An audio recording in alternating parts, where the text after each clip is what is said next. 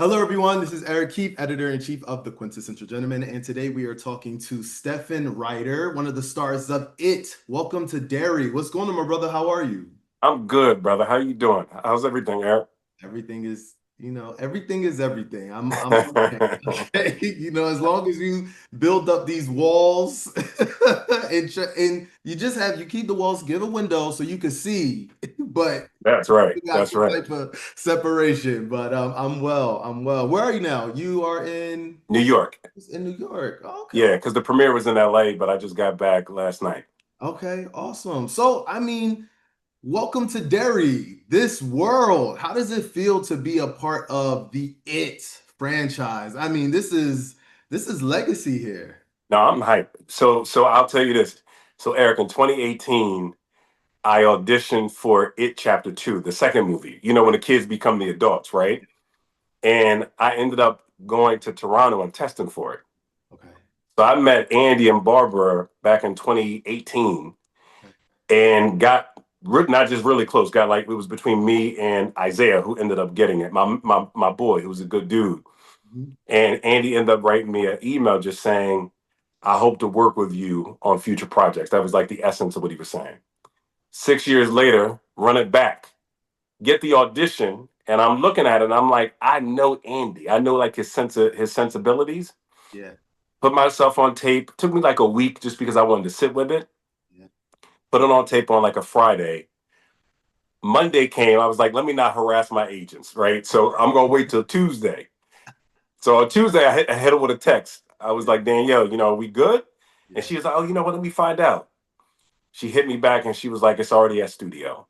I love that. Went to network, and by Wednesday it was a wrap. Listen. So, like I know a lot of people in our industry say a lot of things and don't necessarily follow through.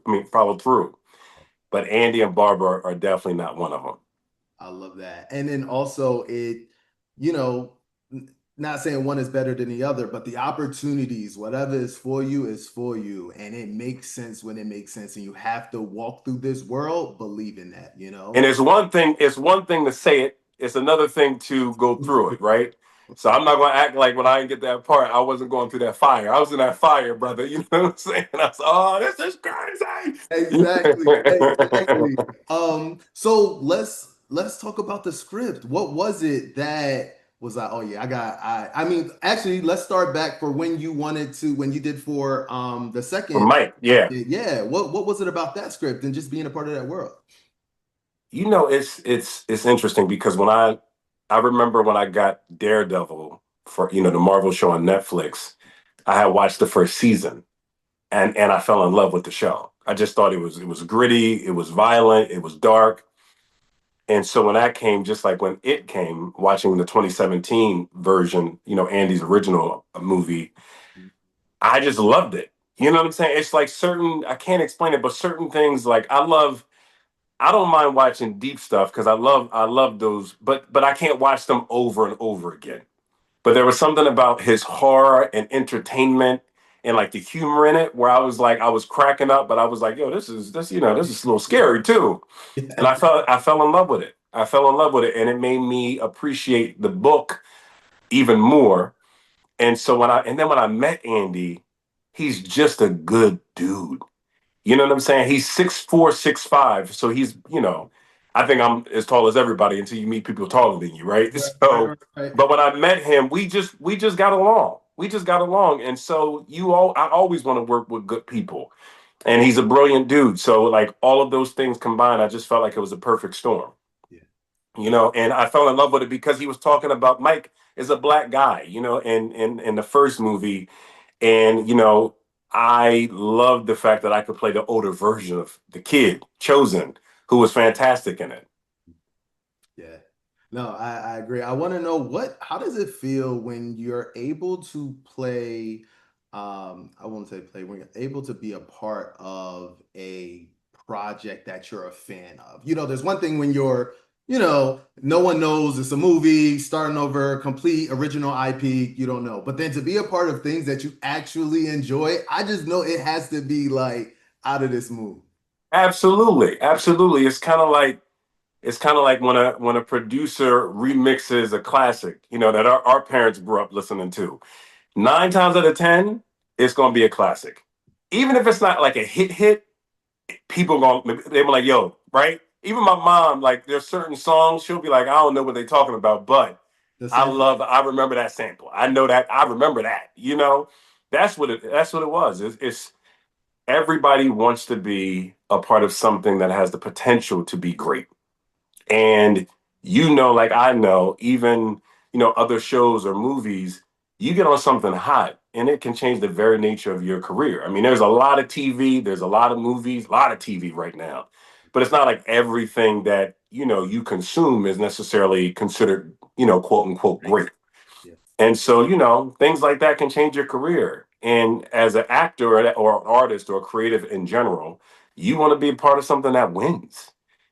So it's a dream come true, and I'm like, man, I hope and pray and I manifest that this has a ripple effect that can help, spawn new opportunities. You know what I'm saying? Yeah, like and I'm a fan of horror. I'm a fan of it. So once it was announced from development, Wow. locked in. I said I have to see. I cannot wait. I'm going to be tuned in.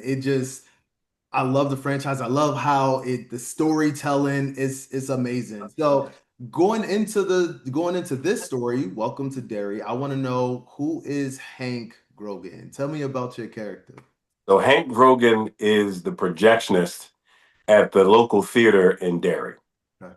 And what I love about Hank is that Hank to me represents the everyman, right? I grew up in a house with my grandmom and my mom and my sister, and I grew up in Newcastle, Wilmington, Delaware. Oh, come on, And I Derry. always tell people, I'm like, my grandma was, she passed away, years ago, but she was a really great person because she got pregnant when she was 14, had her first child at 15, and had to cultivate generations of children. And so through the fire, she became great because she was, I think at that time, it was also demanded of you. And she rose to the occasion.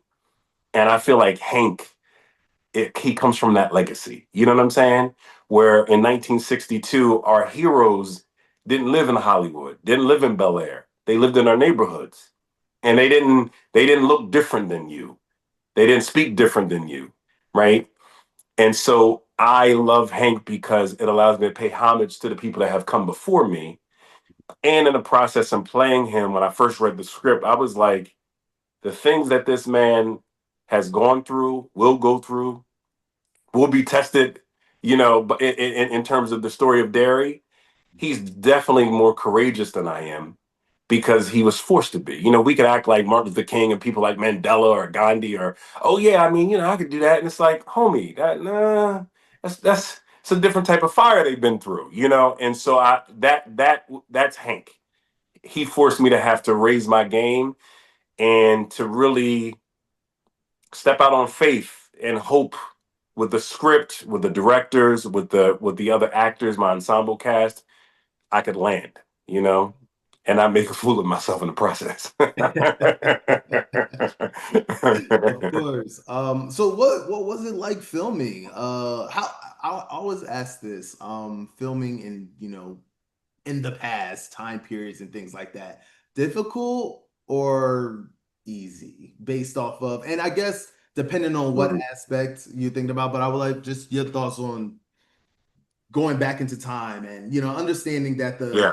words are on the page, so sure, but there's a whole different there's a different world that you're in that you're not familiar with. So, in acting, I went to I went to Morehouse College and for undergraduate, right? And then for grad school and undergraduate, I was a finance major. I was in, yeah, Finance. I was a finance major, dog. I promise you, my friend's father, Butch Lewis, who was a self-made boxing promoter, self-made millionaire. I didn't. My dad wasn't, in my life, so he took a liking to me, and because I was one of his son's best friends, he helped me go to college. I mean, he actually helped pay for my education. And so, anyway, so I had to find my groove, right? But I went to UCLA for grad school, And then after I graduated, I started working with this man named Tony Greco. And acting is called dramaturgy, and it's understanding the world that the author is writing about, right? So the source material is Stephen King, but then you also have to look at, Andy, because Andy's changed the years from the actual, book. And so it's understanding what's going on in 1962. It's understanding what people are listening to, right? What do people believe in? What type of person is Hank? What does he, what is his fantasies? What's his dreams? What's his failures? What's his fears? I had to look at all those things and start to fantasize what those things could possibly be. The script gives you a lot of clues, but then you have to find the flesh and the blood of every character. And so I'd also draw back on the things that I understood, right? And the things I could use for myself and what I could also take away. Because everything about you can't necessarily serve the character. And this beautiful person named Latarsha Rose, who is a colleague of mine from my class, who was in that class for like 25 years, helped me through the process and asked me a lot of questions, challenged me. And we worked through the whole time, because you don't know your blind spots. You need people to help you, and she was my guide, my shining light. So I got to pick props to her. I love that. I love that. So, you know, black people in horror films, as we know, was not a thing. Or if it was a thing, very minimum, pumps aside, they're gonna die for all those type of things, right? Except for we gotta shout out the ones that made it up, made it up. But it was very few, right? Again, when I told you about in development and in learning about this and see kind of this center, okay, it's a black family, not a black person, a black family. Which is very different I would love for you to speak on that and what in the terms of. representation looks like for the culture for sure. Oh man, I mean the fact that we have Jovan, Adepo, Taylor Page, and Chris Chalk, who are all brilliant, talented, and also I could say my family and friends. Um, the four of us, which is so crazy. The four of us all worked with Denzel Washington on different projects. All four of us, Okay. right? So that helped us. And then, some of the kids, of course, you it was a dream come true, because it's not just a black project. This is it. And Stephen King talks about the black spot. So, that's because sometimes, people in comments say some crazy things, and like, there's a lot of people of color and blah, blah, blah. And it's like, no, no, no. Stephen King wrote about this. In his interludes, Mike Hanlon talks about the black spot, right? And so what I love is that Andy and Barbara and Jason and Brad had the guts and the courage to write about something that encompassed a world with black folk, indigenous folk, and put us at the center of this story. So it makes you feel seen. The fact that they also asked questions, the fact that I could bring questions, the fact that they didn't like reject the experience. Like, I'll give you a great example. Mm. We were working on the scene from episode 1 where it's in Hank's house with his family. And I went to go see it before we filmed. And I went to Andy and I was like, listen, this isn't a black home. Like, there's certain things that a black home had, like plastic on the furniture. You know what I'm saying? Like, we're Jesus, we're Cross, we're Martin Luther King, right? You have Martin and Malcolm, So Yes. those were things that existed in a black home that I was like, I can't do this scene. And then when black people watch it, they smell that it's not authentic. Mm. And they were open to it because they knew that they also needed all of us to add. So you know what I'm saying? To be a part of something where you get to add your flavor and your authenticity, so that when people see themselves on screen in this show, they're like, I see myself. That's me. You know what I mean? Or that's my uncle or my grandma. That I know that. Makes you feel I feel proud of this. And one of the best experiences of my life. And in terms of the cast and the people I've met and the friendships I've been able to curate, second to none. You speaking, and it just makes me think about any type of project where everyone on the project is doing the best that they can to make the project the best that it can be. You can tell, you will be able to tell. And I haven't seen it yet, but I'm starting to feel from you that I'm going to be able to tell. You're gonna Um, be able to tell. You're gonna be able to tell. No, you're gonna be able to tell. And I'm not just saying it. One of the execs from HBO, I was at a premiere for another event, and she stopped me and she was just like, I just want to let you know, like, you're great, and everyone brought their A game. And she was pleasantly surprised. And that makes you feel good because to be a part of something that, like you said, is a prior IP, has already been hugely, immensely successful, but for everybody to believe in the project and also want to do well and do great for each other. That doesn't happen a lot of times. no, absolutely, absolutely. All right, watching the time here, just a couple more.